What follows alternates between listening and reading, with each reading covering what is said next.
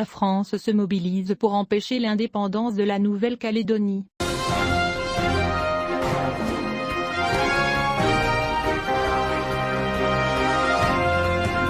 Dimanche, les habitants de la colonie de Nouvelle-Calédonie ont voté lors d'un troisième et dernier référendum pour l'indépendance de Grand-Ça, qui a été boycotté par les indépendants pour l'absence de garantie suffisante de l'intégrité du vote. Ce référendum constitue la dernière étape du processus de décolonisation entamé il y a 30 ans dans cette colonie française stratégique de l'océan Pacifique.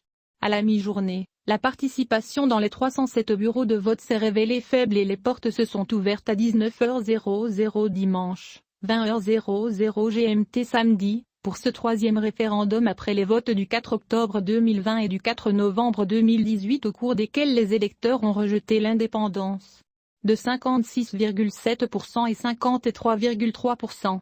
À 12h00, heure locale, le taux de participation était de 27,5%, contre 41,81% en 2018 et 49,40% en 2020, tandis que les partis indépendantistes appelaient au boycott du scrutin car leur demande avait été rejetée.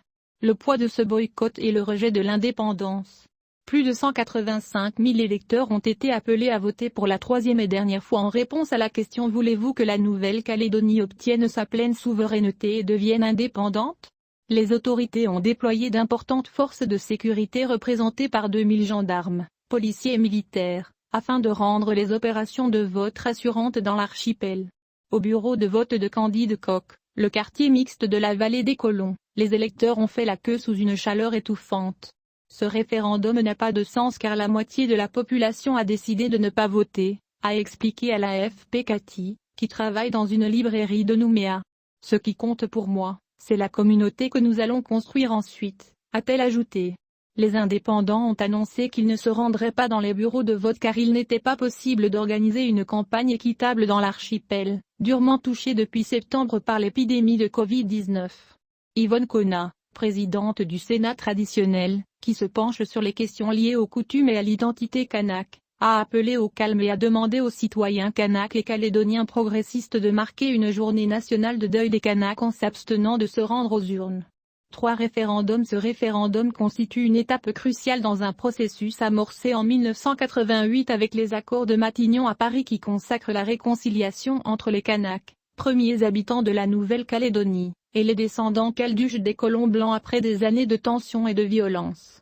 Les Calédoniens sont impliqués dans ce processus depuis les années 1980 lorsque leurs terres, colonisées par la France au XIXe siècle, ont connu une période de troubles culminant avec la prise d'otages et l'attaque de la grotte du Va en mai 1988.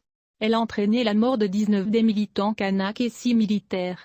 Moins de 2 mois après ce drame, l'indépendance et les pro-français parviennent à conclure les accords de Matignon qui redistribuent les pouvoirs en Nouvelle-Calédonie.